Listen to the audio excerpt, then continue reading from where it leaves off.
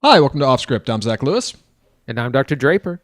Today we are talking about Megalopolis. I'm so excited to talk about Megalopolis, dude. Francis Ford Coppola's epic is finally here. We've been talking about the makings of this movie for weeks, months even. Like, long-time listeners of the show know we've very much been looking forward to Megalopolis. Is it a flop? Is it a hit? Or is it something more? We're going to talk about it. We're also going to take a look at Oddity. This movie finally hit Shudder, a like almost micro-budget horror indie feature from writer-director Damian McCarthy. It is something. So we're going to talk about Oddity here in a minute. No spoilers. We don't do that on this show. Trailer Park coming up. We got a couple trailers to talk about, including that new Robert Eggers Nosferatu trailer. Oh, boy. And Anna de Armas is making her debut. Oh, dude, I know. And Anna de Armas is making her debut in the John Wick universe in Ballerina. We're going to tell you what's going on in there in between our segments. And before we get to all of it, we need to talk about the news. Our first story this week. It's finally happening, Andy. Disney's cracking down on password sharing. Disney Plus is launching a broad password sharing initiative. They're offering a paid extra family member option for like $10 a month. Is this the way it's going to be? Are all streaming services just going to have extra paid members and we all get nickel and dimed? I mean, what's going on here? So, well, we failed as a populace to stop this because last year, Netflix did this about a year and a half ago. They introduced like forcing people to pay memberships, and everyone got angry and was like, "I'm canceling my account." And some people did, but most people didn't. And not only did most people not cancel, but most people, what they hoped would happen, signed up for their own account. And so it was a net positive to institute these crackdowns on sharing. They made more money. And so it had people stood their ground, we might have defeated it, but we didn't. And so now Disney Plus is now adopting this method as well. And the details are you can add one person and only one person to your household account for $10 a month, which I guess I don't pay for Disney Plus anymore. It must be like $17 now. So it's expensive to add a person, and you can only do it if you are only subscribed to Disney Plus. If you have a bundle package like Disney Plus, Hulu, ESPN, you don't get to do it. So it's only one person, it's $10, and it's only for Disney Plus. It's probably going to work. Again, another time we should be outraged and put our foot down. People are going to do it. Yeah, it's like a law of large numbers thing. Way more people are just going to be prone to pay the extra than actually go to the trouble to quit. And by that means Netflix and Disney and any other streaming service doing this is continuing to race to the middle of American consumerism, right? Like, we're not really catering to the best. We're not catering to the worst. We're just getting people who are too lazy to do anything different. And those are the kind of consumers you want to build any kind of reputable business. You're not far off on the pricing, Andy. Effective October 17th, Disney Plus is going up just here in next month. Disney Plus Basic with ads is going to go from $7.99 to $9.99. Disney Plus Premium no ads is going from $13.99 to $15.99 a month. $16 a month. They're also hiking the prices of Hulu, ESPN, and its multi-service bundles. I've been a Disney Plus subscriber since it came out. I'm kicking it after October. I'm done. I was going to kick it in October, but they got a couple of Halloween watches that I really enjoy, so I'm going to save it through the month, and then I'm out, dude. They can have it for Christmas. I don't care. Like, I'm done with it. I would kick Hulu. That's the other one I have from them, but I do actually get a lot of other stuff from them. I know FX is over there, and, you know, just a bigger, broader library, I think. But, yeah, I can't do it anymore. I can't do Disney Plus for like $16 a month. There's no way. It was $8 when it launched. Do you remember? We were doing this show. $8. My God, what a deal. I know. God. It was cheaper than every other service initially. Yeah. Is this just the way it's going to be? I mean, what? I was going to say, is this the way it's going to be? Of course it is. Are there any services that aren't doing this? HBO, I think, is doing the no password thing. Like, Netflix is definitely doing it. Disney and HBO Hulu hasn't gotten there yet. Okay. All right. Still some time. Sure. Apple limits you by devices. They got me when I tried to share my Apple password, and they were like, double check a thing on your iPhone that's connected to your Apple account. I was like, oh God. Okay. So that one's hard, but I think it's doable. I know. Like, it's just, the other thing is this drives people back to piracy. They always have to remember that there is always going to be an option for people to pirate things. Yeah, and it's easier now than ever before, man. There's a lot of free TV websites out there. It doesn't take a lot of Googling to find something streaming the thing you want, but, you know. Anyway, that's where we're at on Disney. Anything else on this one before I move on? I'm ready to go. Quick announcement. Not much to this story. Hope, God willing, not much to this story. Martin Scorsese isn't making movies anymore. Well, he is, we think. But his Frank Sinatra biopic and his Life of Jesus film have both been postponed functionally indefinitely. Don't know why. No reason given. Variety reported this. It's a frightening thing for Scorsese fans out there. What do you mean he's not making these movies? He'd been talking about working on these for a long time. Life of Jesus was reportedly connected to Andrew Garfield, who he had worked on. Who was in Silence with him. Silence. Yeah, like there was some kind of stuff up in the air. He's making this Frank Sinatra biopic. Variety learned that both of these was postponed. Neither's filming. Andy, is Killers of the Flower Moon potentially Scorsese's last film? Because that would really be I mean, it's a great movie, but like that would be a bummer. My God. It would be a great last film. Let's hope he has one or two more left in him. Yeah, it's unfortunate because these sound like they would be incredible pieces of film. The Life of Jesus one might still be quietly in production, but it seems like the Frank Sinatra biopic has just been completely removed from the slate. Yeah, which is frightening because that one was actually supposed to start first. That they were aiming for a November start date for filming on that. Now it is just not happening. We have no announcements on when they will be coming down the pipe. Let's remember, Scorsese is 81 years old. He's got a lot of executive producer credits. He's still doing stuff. All right, he's not out. He's even collaborating with Steven Spielberg on a Cape Fear TV series for Apple TV Plus. So there's some things going on.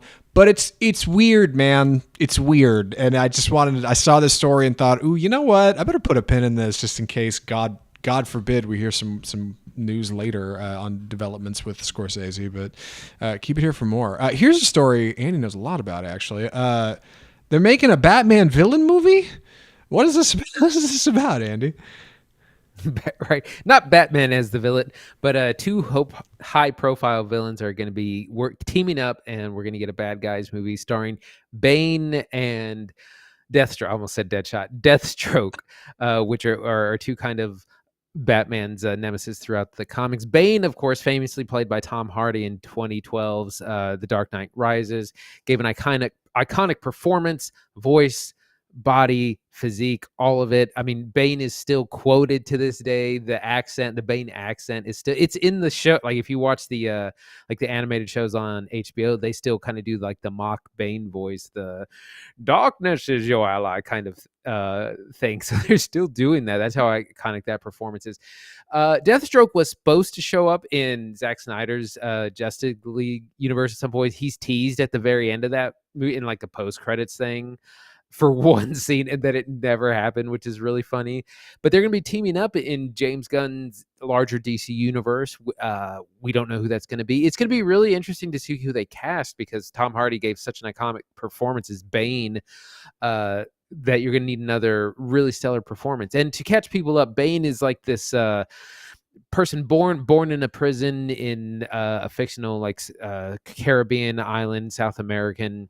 Is kind of he kind of is luchador inspired, but he's on this drug called Venom that makes him super, super strong.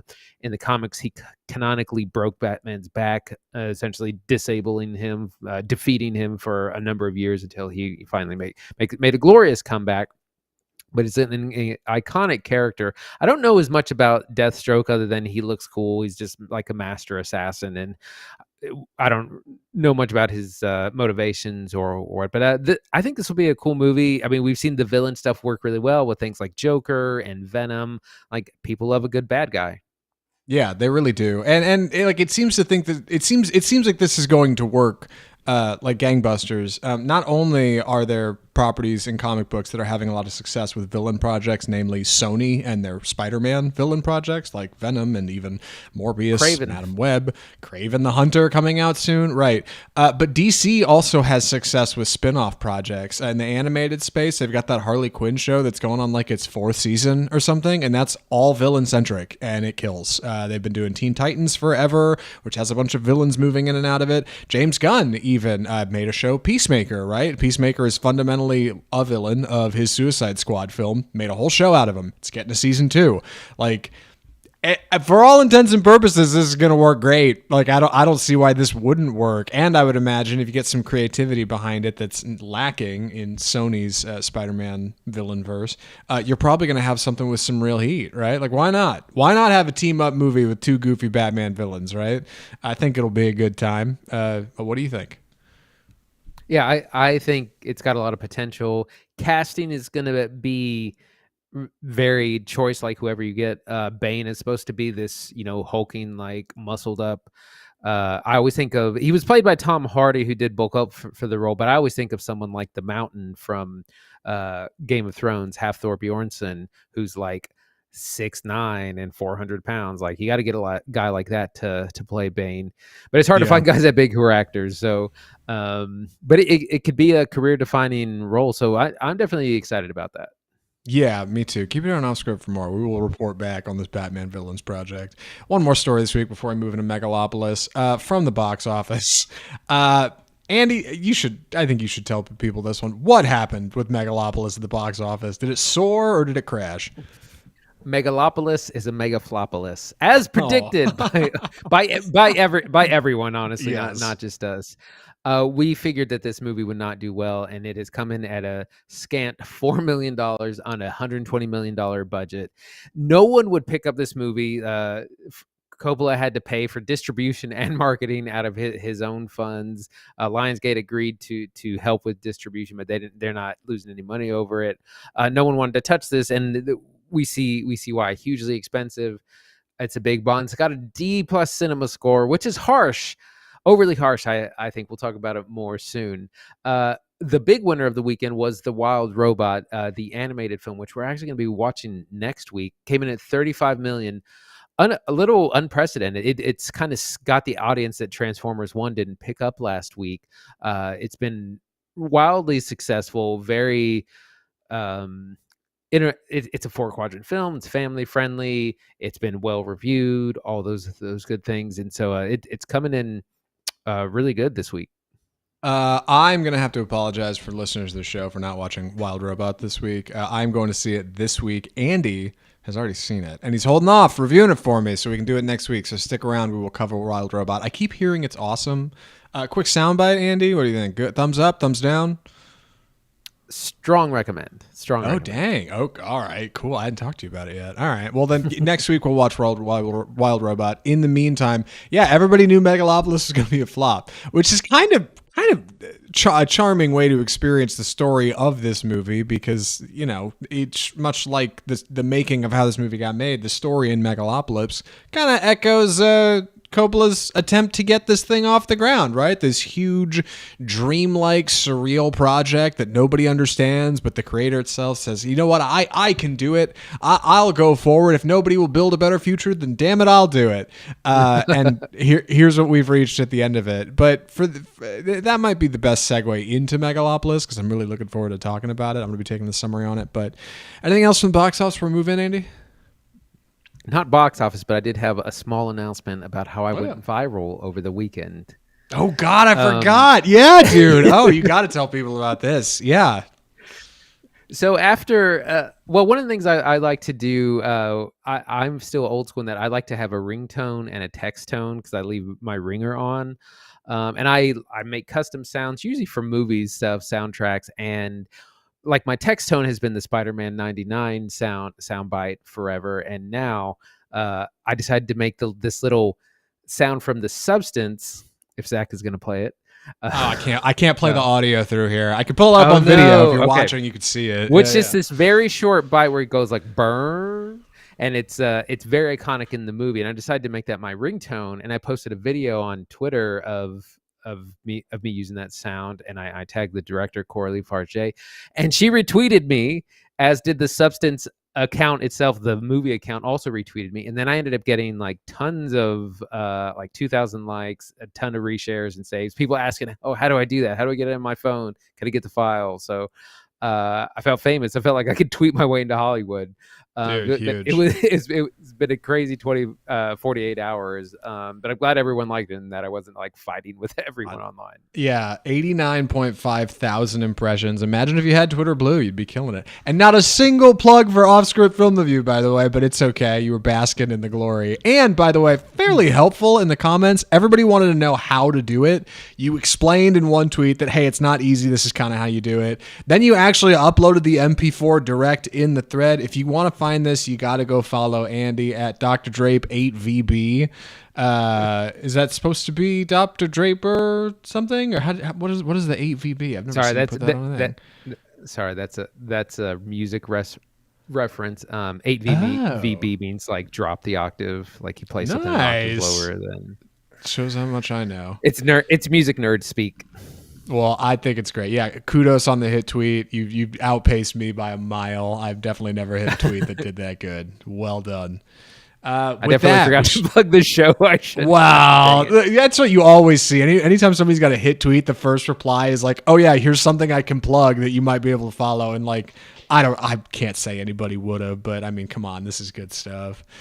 With that, we should move into our review of Megalopolis. God, I'm going to be taking the summary on this one, so please excuse any clumsy delivery from me. The movie is Francis Ford Coppola's Megalopolis.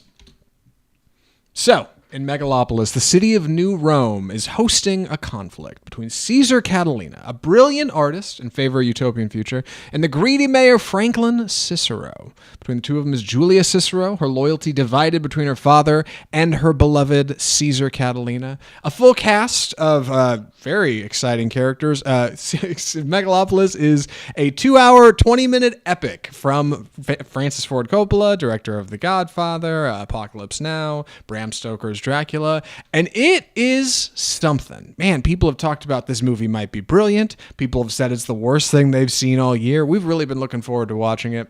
And in our film, I want to get to, before we talk about how it's actually made, the story inside the movie. Cesar Catilina is played by Adam Driver, this exciting architect working with this brand new material he's invented that he won the Nobel Prize off of, and he wants to build a new city, a new utopia out of the ruins of New Rome, a city that very much looks like New York City, but is Rome, right? It's Roman. It's this kind of mirrored version of America that we're looking at, very patriotic. Of course, Mayor Cicero is played by Giancarlo Esposito, who is a classic mayor and wants nothing to do with this new way of life. He thinks New Rome's great. In fact, he wants to build a new big casino instead of a park because that's going to bring people in, right? Natalie Emanuel plays his daughter, Julia Cicero. She is falling for this Cesar Catilina character, right? This black-clad architect who works at the top of the Empire State Building. And of course, there's Aubrey Plaza playing Wow Platinum, who's been getting a lot of attention on Twitter over the weekend.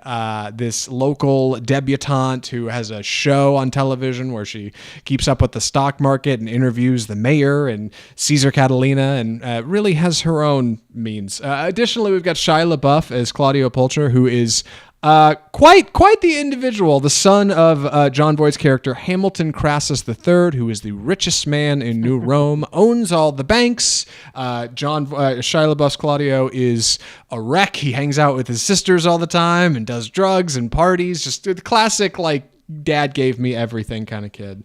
And lastly, rounding out the cast, we've got Lawrence Fishburne as Fundi Romain, who is Caesar's driver and also the narrator of our picture. Not quite Morpheus, but he got just a little bit of that Morpheus energy from The Matrix. And one of the most interesting things about Metropolis is how it was made. The story of how Metropolis has come together, Megalopolis, good Lord, is how it was made. The story of how it came together and how we're getting to see it on screen. Despite the fact that it's not making money, it's Coppola's vision, and by God, he's going to put it out there for the world. And I want to talk about that. But first, we need to talk about the movie, the actual film, the 2 hours and 20 minutes that we watched. Andy, what did you think of Megalopolis?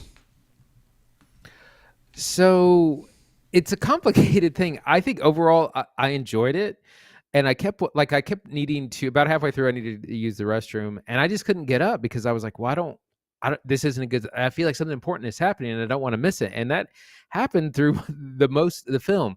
It is indulgent. It is Baroque. It is so much. It kind of doesn't make a lot of sense, but I kind of enjoyed it, and I have to commend the attempt. This is how great art is made, is by pushing limits, by turning everything up to 11. And sometimes it doesn't work. Most of the time it doesn't work when you go to the extremes, but there are bits of brilliancy in this. And I think more importantly, it's the kind of thing that will inspire others. Like if I were a director or a film student, like I would absolutely demand that people go see this, because it would only inspire your own storytelling, your own filmmaking. I think there's things that work. I think there's a lot that probably doesn't. I don't know who I could recommend this to, but at the same time, I almost feel like I need to recommend it to everyone, because I like people to be challenged in the cinema. It reminded me of it was very Shakespearean, because of the way people talk, and it's like a modern Shakespeare, almost like Romeo and Juliet, Baz Luhrmann's version of that. Also was reminded of Julie Taymor's Titus, which is based on the Shakespeare play Titus Andronicus, which starred Anthony Hopkins way back in the day. It's like from the late 90s. But it's a similar movie where it's Shakespearean, but everything else is modern. And it reminded me of this. I don't really know what this is kind of about ultimately, but it's such a big spectacle. I mean, I couldn't look away from the screen, and it's the kind of thing, like I would watch this again, I would revisit it again. But let's get into it. Yeah, so I think it's important to talk about really quick for people at the top, and I want to talk about how it was made more at the end, but just briefly, if you're just stepping in here, if you haven't been listening to the show, if you don't know anything about Megalopolis, like you just saw a trailer or something and you're curious about this new Adam Driver movie that's out, let me give you the quick 60 seconds at the top. Francis Ford Coppola is functionally retired from directing. He owns a bunch of wineries. You've seen his wine around. They're in black bottles with gold rims, red wines, good wine. He wants to make one more feature, Megalopolis. This movie has been dreaming about making for years, right? This film about an architect who builds this new utopia out of the ruins of a failing society, right? And he basically sells a bunch of wineries, puts $120 million into making Megalopolis, self-funds it like his other features, hires Driver and a bunch of other people who can't wait to work with him, and there's stories coming from the set that it's god-awful. He has no idea what he's doing. He's just pointing cameras in random places, and the actors are doing their best, and it's maybe coming together. We talked about it here on this show. Finally, screeners come out, and nobody wants to buy it to distribute. Lionsgate eventually jumps on it, and they put out a trailer. The trailer is made with AI and is half fake. They have to retract it and fire their PR company and put out a new one. They put out a new trailer. Finally, Megalopolis comes out with everybody saying it's going to be a flop. Statistically, there's no way this movie's going to do good. It's going to do terrible. We don't really know who it's for. But Coppola says, you know what? It's for me. That's why I'm making this movie, because I've wanted to make it forever, and by God, I'm going to do it. And the themes of the film echo his story. So I want to talk about that at the end, but I just wanted to get that out front for people who are maybe not sure what the rundown is for Francis Ford Coppola. That's how he came about making Megalopolis. Wrote and directed himself. Everything's coming from him, the money, the decisions. He is the creative masterwork behind this thing. And I think at the end of it, once having actually seen the film, I can say that Coppola still has it sometimes. He still has it sometimes. Yeah. Because there are moments in this film. Yeah, there's sequences. There are shots that look so grand. Stuff that would be in Best Picture of the Year. Like, incredible work. There's other sequences that are so awful and so bad, you can't believe they're still in the movie. Like, how did you guys leave this in? There are whole scenes that are brutally 80-yard. With characters on screen, which is always a quick indication that they put this together in editing, they cut a scene, they're filling for time. People have abilities, supernatural abilities that they can use at the beginning of the film that they never use for anything relevant throughout the runtime, ever. And then it just kind of comes up again at the end. Baffling decisions. Stuff that all leads to these stories from the set. That Coppola doesn't really have a clear vision. He doesn't know exactly what he's doing. It's a lot for one man to hold and put together. And I see all that. But I also see the brilliance of it. And I also see this creative streak from a man who had functionally otherwise stepped away from filmmaking to say, you know what? I got one more in me. I'm going to come out for it. And in that way, Megalopolis is a really fun watch. But if I didn't know any of that, if I had just bought a ticket and wandered into this movie like, oh yeah, okay, I'll check that movie out, whatever, I got a few hours to burn at the theater, I think I would have been really disappointed. And I think that's where most people are coming out on Megalopolis. Yeah, I mean, your mileage will vary for sure, but yeah, and I'm not real sure what he's trying to say. It's kind of about the future. It looks very like Ayn Randian. Everyone's in weird neo-Roman uh garb. Like everyone has like a little Caesar haircut, which is kind of funny, and has like Roman like kind of armor, but it still has like regular clothes and drive regular cars. There is this substance, this like supernatural or super material called megalon, which Caesar is attempting to build like this utopian part of the city, and it like a destroyed part of New York, would now call New Rome, out of this miracle substance called megalon. That he's like, we will build a utopia, it will be better, there will be a city on a hill, all those kinds of things. And everyone's like, no, you're not really going to do that. Like, there's conflicting interests, but it's kind of unclear what they are. The daughter Julia, played by Natalie Emmanuel, she's kind of the bad girl of the mayor. She falls in love with Caesar. Shia LaBeouf's character he wants to inherit the bank, but he's like the powers that be, like father and uncle, are like, no, you're too wild, you're too, whatever, you'll never be anyone. And so he has his own like revenge schemes. It doesn't really make a whole lot of sense, but at the same time, I couldn't look away, and I was like, I'm here for the ride. I was glued to it the whole time. Yeah, it's got a weird structure. Like I realized about halfway through it, I was like, I don't think this is a 3-act structure. And I actually think it is, having seen the whole thing. I think it's just executed poorly. But for people who go see movies a lot, like Andy and and I don't know, any other critics, anybody else doing a movie podcast that it is a wildly different, because it is not predictable. Like, you can't predict where it's going next, because Coppola's all over the map. It seems to take place over the course of, I think, a year. You seem to have kind of consistent season changes throughout the film, but it doesn't feel like it, and events are not displayed as if they happen over 1 year. It could be 5 for all I know. Some characters will have a conversation, and then the seasons will change, and they'll be having the other half of that conversation, but 2 characters may have died in between there. And I'm like, when did this all happen? Like, the passage of time is strange. Additionally, New Rome looks terrible. It is a mix of, it looks so bad. It is a mix of like stock footage of New York with some color grading, and stuff that like Coppola shot out in the streets, which looks good. Yeah, you'll have like you said, these characters with these like Roman haircuts and these like gilded stuff and these like big toga dresses, out partying and having a good time. And then it'll cut to a stock footage shot of like people getting on the subway in New York, and then like the skyline with a building that has the MetLife logo on it. It's so goofy. Yeah, it's like, what am I looking at here? And the film explains this through narration by Lawrence Fishburne, which is solid, by the way. And title cards, these big, like, etched in stone looking marble title cards that will pop up. It even opens with one when it explains that, like, we are in New Rome. It is the 21st century. It is not quite like the world we live in. It's a little bit different. It's patriotic and it's America, but it's not America. And Coppola seems to have cooked up that, like, telling this story of, like, the revitalization of America through the eyes of a Roman Empire, like, echoes through time, and also is a little bit more universal for audiences overseas. Because I think this movie ultimately is about like the world and humanity. Like, it's less about like America versus everyone else. And this, like, giving it that kind of Roman zeal gives it a little bit of style and a little bit of flair without, I think, removing it from everybody in the world. Like, theoretically anybody could watch Megalopolis, even though it is a uniquely American tale. Yeah, it really is. And Coppola has said that this is kind of a bit of a parallel to the upcoming election, which isn't. Oh yeah. Oh, dude. Which I'm like, oh god, please don't make those kind of parallels. But yeah, it's about like his central thesis, while I don't think it's really executed very well, is about building a better future, thinking about the future, not just the now. Like, we have to envision things to be so much better than they are, or dream bigger than reality. These kinds of very high and mighty platitudes and ideas.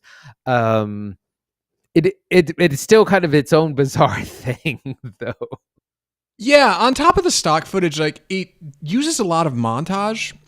with this like weird Yeah. 3 split like frame that Coppola just starts using in the movie and then just continues through the rest of the movie. Like you put 2 lines down the thirds of the frame, and then you have 3 different images going, and it'll be Adam Driver building some kind of thing out of Megalon, and then Adam Driver like in his office like pacing back and forth, and then like somebody holding up a blueprint, and then another one will cut to, it's like these montages of like stuff happening without actually showing you anything that's happening. Like this extends notably to Adam Driver's profession as this kind of architect. It's a whole lot of him pacing in his office, but you never see him like actually building anything out of this stuff. Yeah, you do see it. They do have down this like a lot. Yeah, it's like this floating gem substance material that sometimes reflects images and sometimes doesn't. And then he's like talking about building a thing and stressing about building the thing. And he's at the office late at night again, building the thing. But he never does anything. This stuff just kind of gets built off screen, which is really baffling. And it's not nearly as straightforward as our antagonists in Jon Voight as Crassus and his son Shia LaBeouf as Claudio, and even a little bit of Aubrey Plaza as Platinum, who's great, by the way. She's a lot of fun. They both are very on the nose characters. Crass and Claude are their names. Good God, like they're not nearly as classy as Cesar Catilina, right? The esteemed architect. Yeah, I was certain this was kind of going to do a Julius Caesar thing, and he was going to get.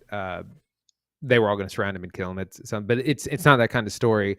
Aubrey Plaza is great as this. She's kind of this social climber. She's initially in a relationship with Adam Driver's Caesar, but then she quickly marries Jon Voight's banker character because she's positioning herself. She also seeks power and money, and so she's kind of jumping from relationship to relationship as whatever benefits her, as opposed to Natalie Emmanuel's very kind of like, oh, I'm here about true love, and like I'm here to challenge Adam Driver, tell me to go back to the club. Which is a great line from the movie's full of great line reads. It really feels like Coppola just picked like the wackiest line reads out of every take he got. Like just whoever if Dustin Hoffman says something weird, that's the one I'm using. Adam Driver says go back to the club, I'm using that one. Like, and so the movie's full of it. Like it's a really good cast saying the oddest damn things. Like it's really something.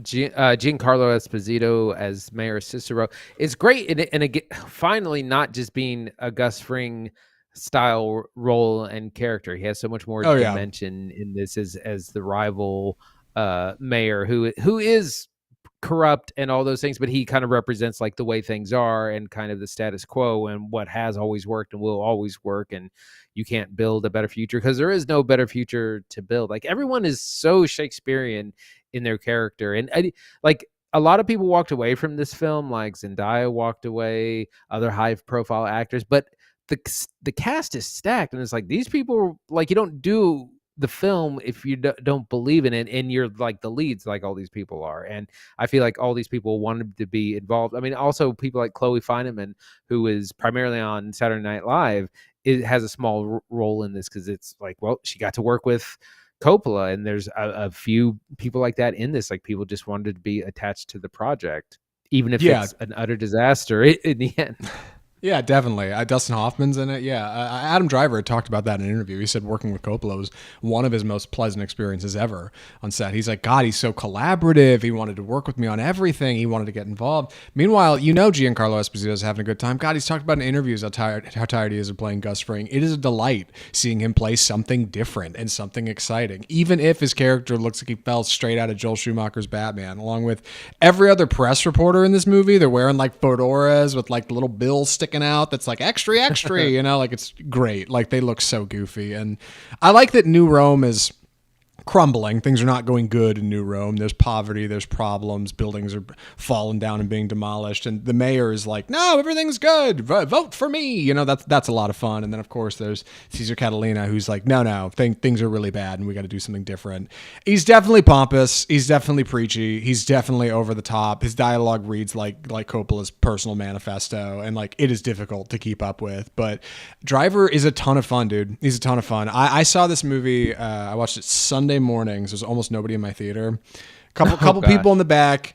One woman who I think was about our age sitting just a couple seats down from me in like the middle, and then me. That woman, couple seats down, huge driver stand, dude. She was dying laughing at this movie. It's probably the funniest comedy she'll watch all year. She thought he was so funny. Like his line reads are honest and genuine, and like there's definitely some funny bits. There's definitely some funny bits unintentionally in Megalopolis, which I think adds to the experience for people like us who are going to see something different. Yeah, it's really fun. I wanted to just point out that Aubrey Plaza is having like a really great week because she's in this. She's in another movie called My Old Ass, where it's like a time travel thing with like she meets her younger self or something like that. She's also in Disney Plus Agatha All Along. So it's like season of Aubrey Plaza this like couple of weeks. Yeah, and I'm so glad too, because when we watched that Child's Play remake, she's the mom in that, and I remember seeing her show up, and I thought, oh god, her career's over. Rip. It's done. Like, you're playing a mom character in a cheesy B movie remake. Like, oh no. Back it up. Yeah, and here she is, killing it. She's on Agatha All Along. She's in Megalopolis. Of course, Megalopolis is a flop, but hey, it's historic, right? And I think, like, to bring the conversation kind of full circle, like, regarding the way this movie's made, Andy, how do we square that with listeners? If you know the story of Coppola and how he got it made, I think you have a bit more respect for it. But objectively, by itself, I don't think Megalopolis is that good, right? Am I crazy? What do you think? I mean, I think there's things to be praised and criticized, and like I said, I enjoy seeing a director like just pull out all the stops and just go to 11. I'm sure the accountants and at Lionsgate and stuff will be like, point to this and say, see, this is why we rein in directors. This is why we give studio notes, so this kind of thing doesn't happen. Because like business-wise, no, it's a terrible thing. It's a disaster. But you make great art by constantly pushing your limits.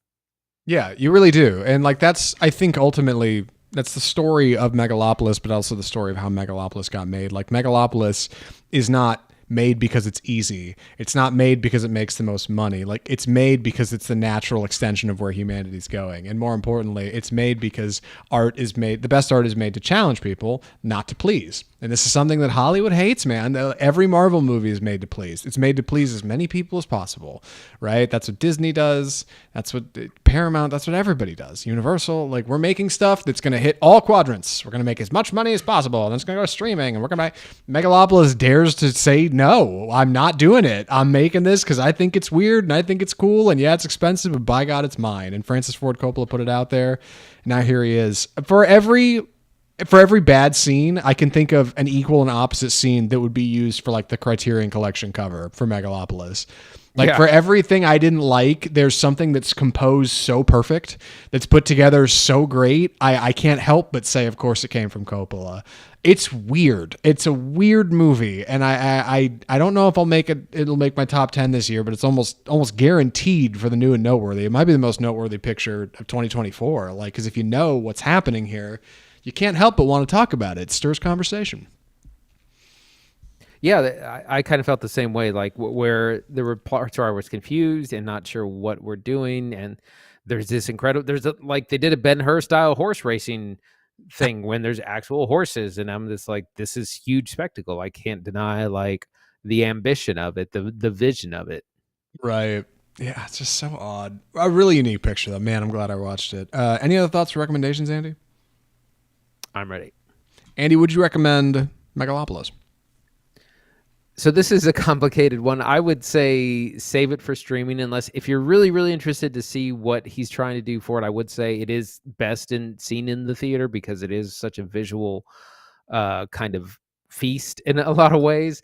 If you're a little skeptical, I would say save it for streaming. I do think it is worth checking out. I think it's important to challenge audiences.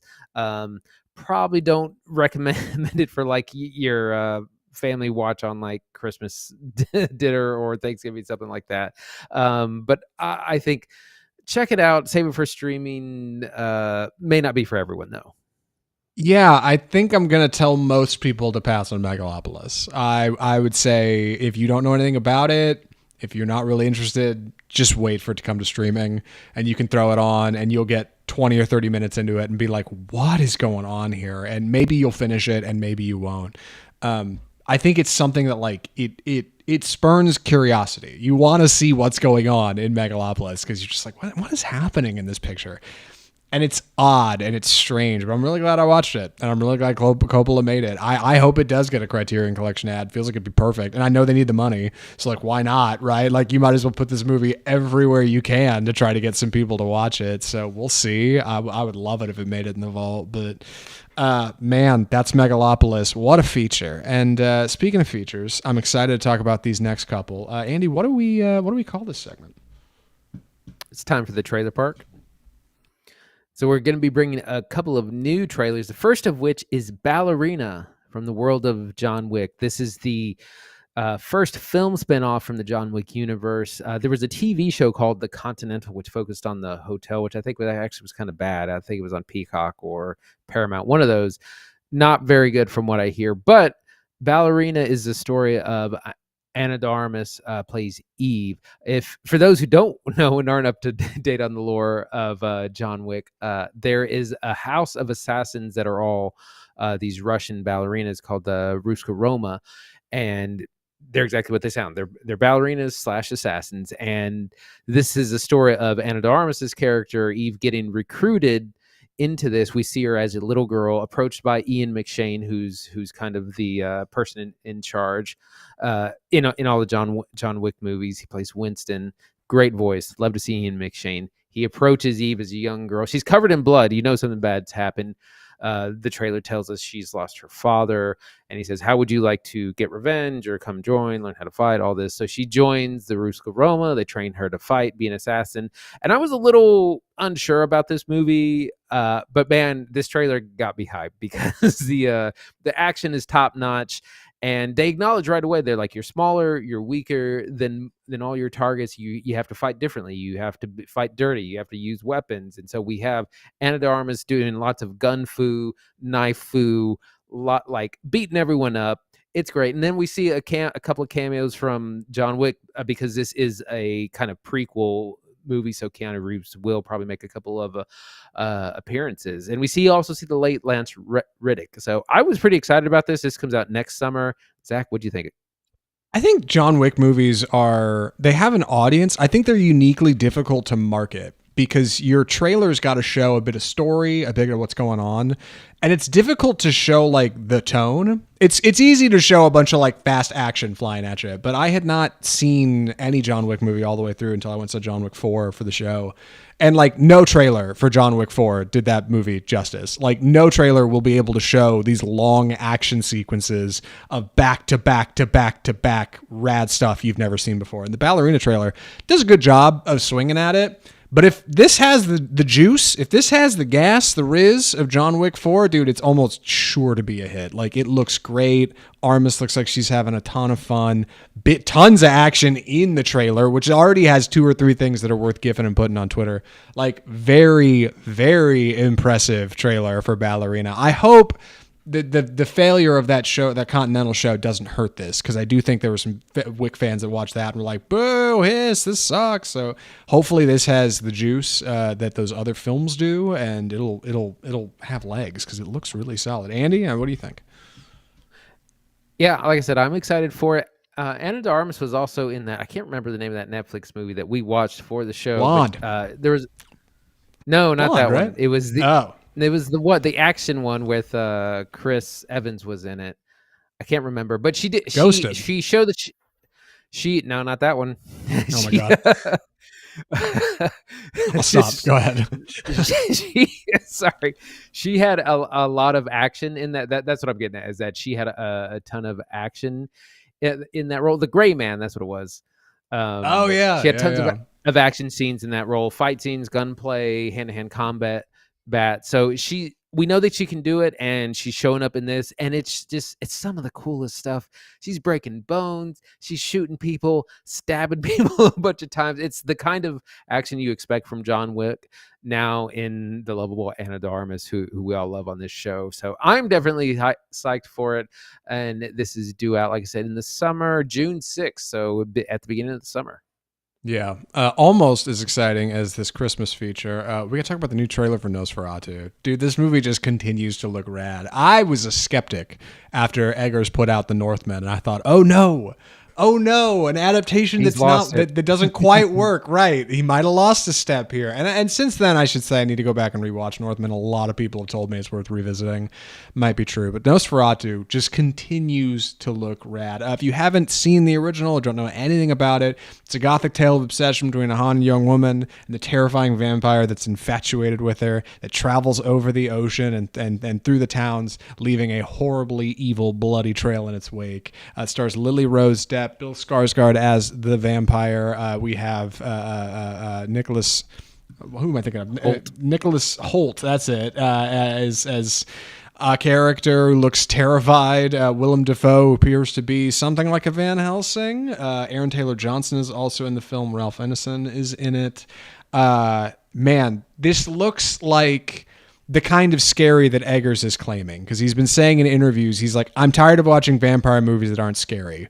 I'd like to be scared watching a vampire movie. And like, dude, if he can get this right, mission accomplished. Like, this looks so good. This looks so fun. It comes out Christmas Day.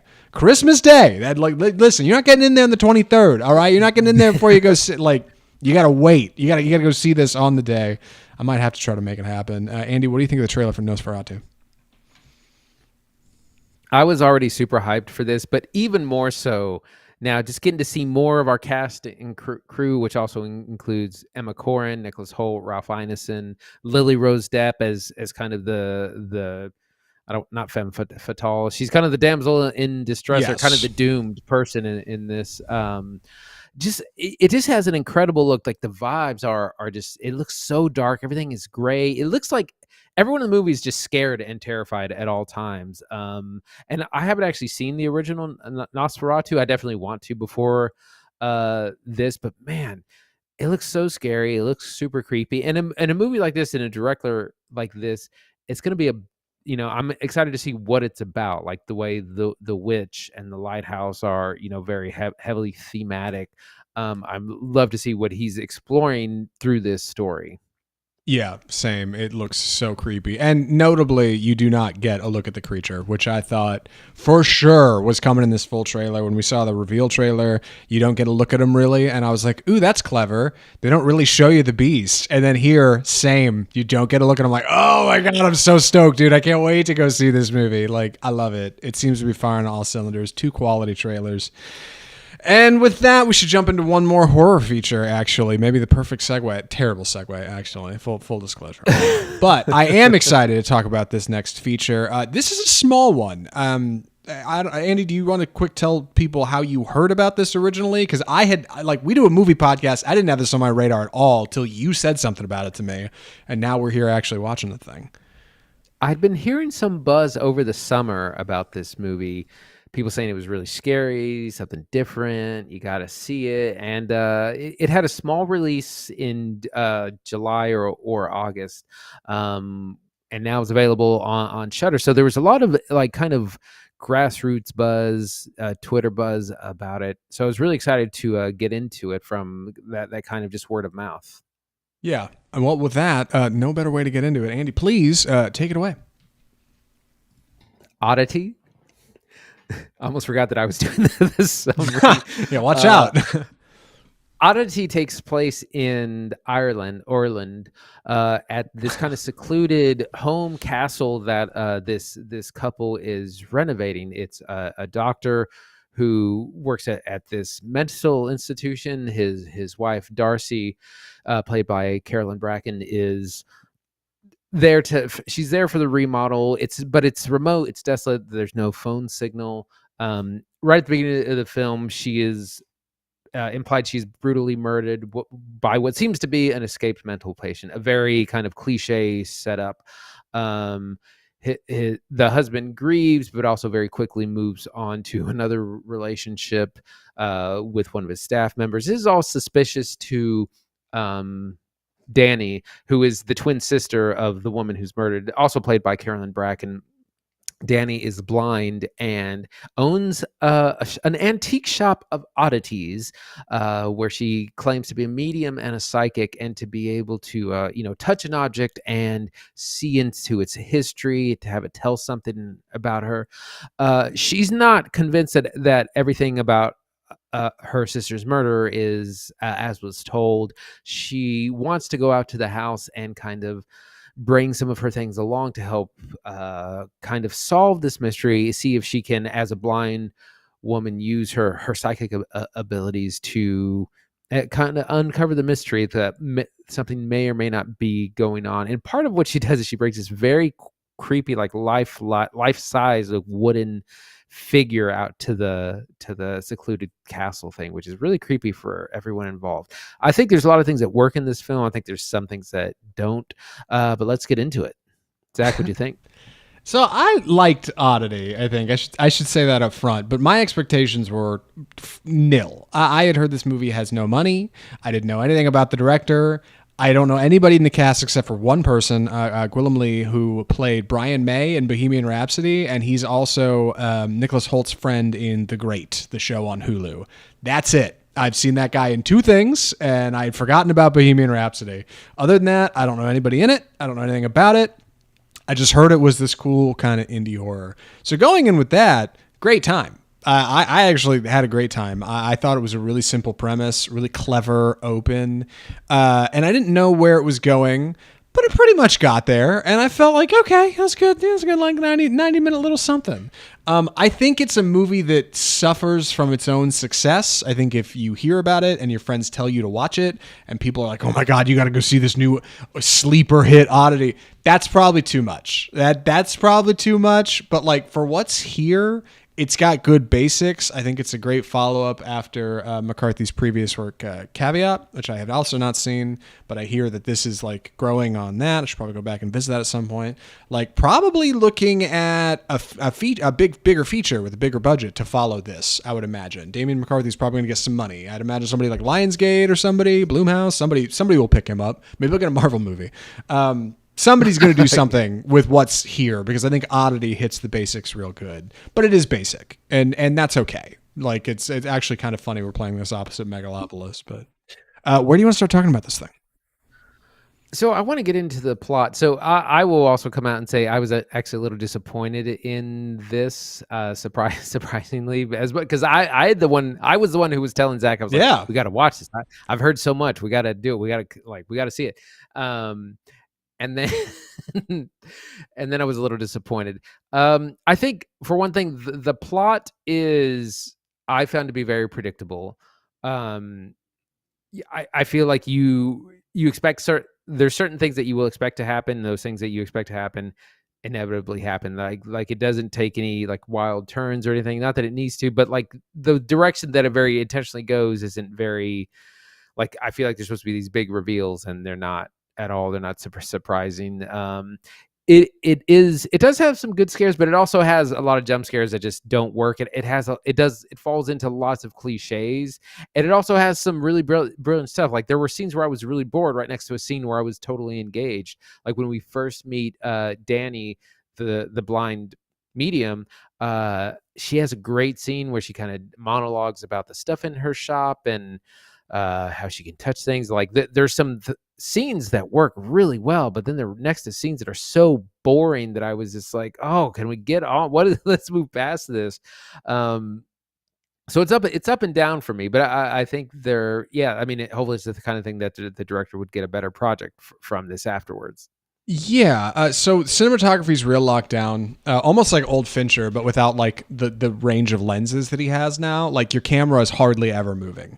It is almost always on a tripod, locked. You're never even really panning. You're never zooming. It's real still. And our open is very quiet. It's this young woman in this house. There's a couple of odd things in it, like this tent she's got like up in kind of the entryway, but otherwise it's fine. And I was drawn in by its opening like engagement between her and this man outside. It's night.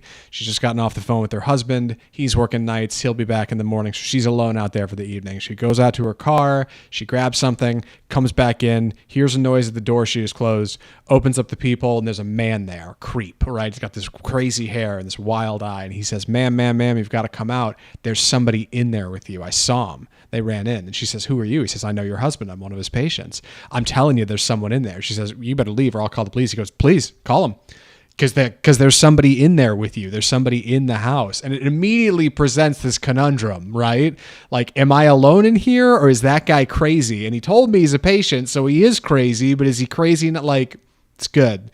And then the exploration of that, like down the rabbit hole, right? Meeting Danny and her shop of oddities and seeing these sets that are like so simple, so bare bones. Like the sets are, I mean, this entryway to this house is all you see of the house and a bedroom. So it's functionally one long set that they shoot on the upper and lower floor of. Like Danny's oddity shop is 2 walls.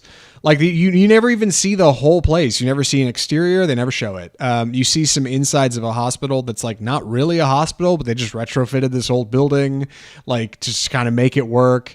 And you're absolutely right about the tropes. It specifically, McCarthy said this in an interview from IMDb Trivia. He, quote, cherry picked from horror tropes to make Oddity, all kinds of stuff. So in that way, like, I do think it is a bit predictable. You see some scares coming for sure.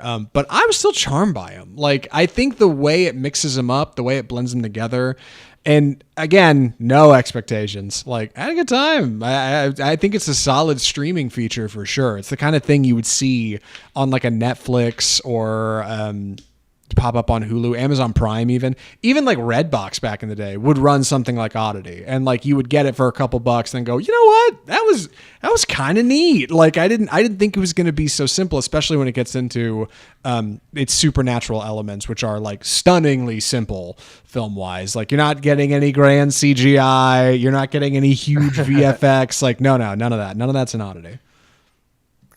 I think what did interest me is like he has this overall thesis, which is this idea of how we automatically trust.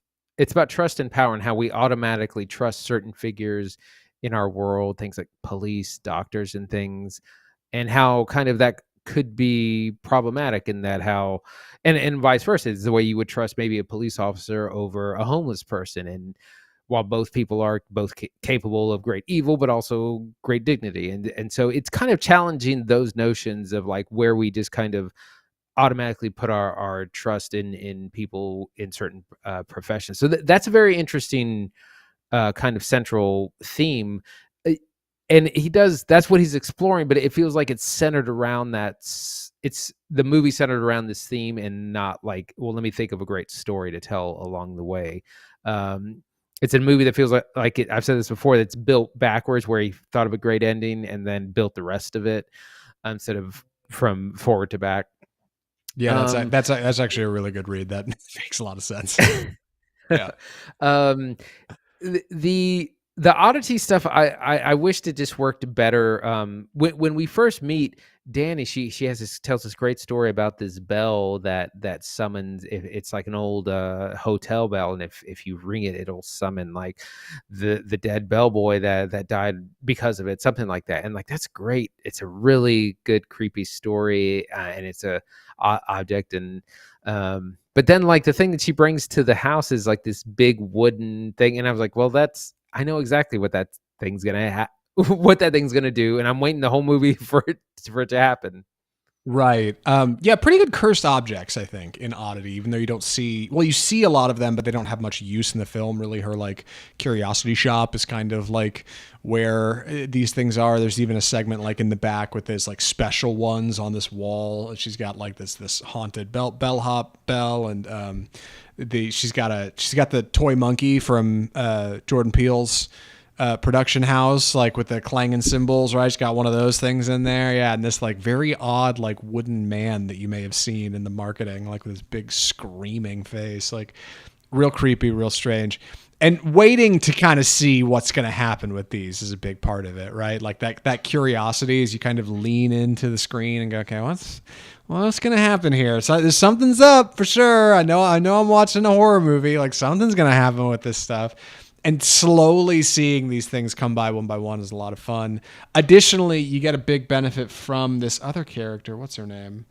Yana. Yeah, this this woman who's at this house where Danny is kind of like investigating what happened on the 1 year anniversary of her sister's demise. She's like trying to figure out what had happened and if she was okay when she passed. And Yana, who does not want to be there but is kind of inadvertently trapped because she can't find her car keys.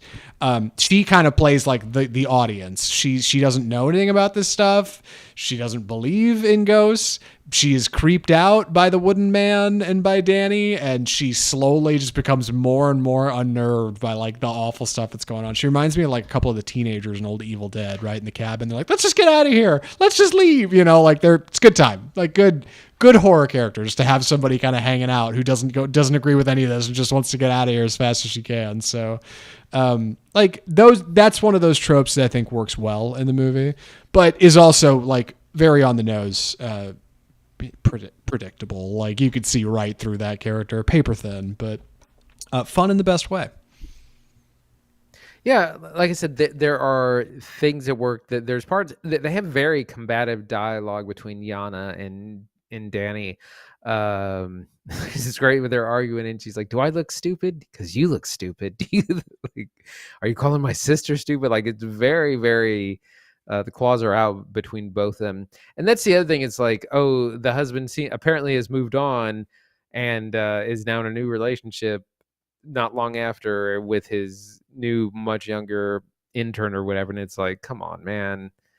I know. Yeah. It bears its teeth a little early as far as the plot's concerned, which is a shame because, like I said, it does such a good job of building up these like cursed objects, and as like the day slowly creeps into night and the sun starts to go down and things start to get eerie around the house, like that stuff all is pretty good for what's there. But yeah, like I didn't think about it till we talked about it before the show. You're right. It really does kind of show you where it's going a little too early. A little tightening up in the script. That's all. Little something. Yeah, I mean, it's a low budget thing. That means low budget script is as well. Like a few more passes, it could have been more polished. Like I said, there's some great scenes. There's some moments that are genuinely creepy. And then there's things that are just really tropes or just there to get from point A to point B and doesn't make a lot of sense. And so it's a bit of a mixed bag. Well, let's wrap this up. I want to make sure we get to the end of it. Andy, would you recommend Oddity?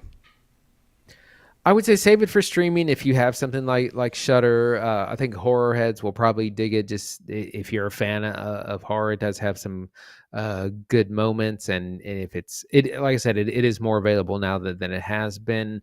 I wonder if my opinion would have been different had I seen it without any hype. But who knows? So I think again, your mileage may vary. Save it for streaming. Yeah, it's on Shudder now. I would recommend for streaming. I think streaming is kind of the perfect place to watch it. I feel like if I had gone to see it in theaters, I'd be pleased by the runtime, but maybe a little disappointed that like it didn't get grander in vision or scope. But like watching it at home, like cozy on the couch under a blanket, is a good time, dude. Like would recommend. I think Shudder's fun. Shudder. I think Oddity is fun, and it's available on Shudder, where there's also a bunch of other movies for October. Not sponsored by Shudder. Don't know why I'm plugging them, but that's the show. That's episode 269 of Off Script. My God, already behind us. I'm so glad we got to talk about Megalopolis. Andy, what are we watching next week?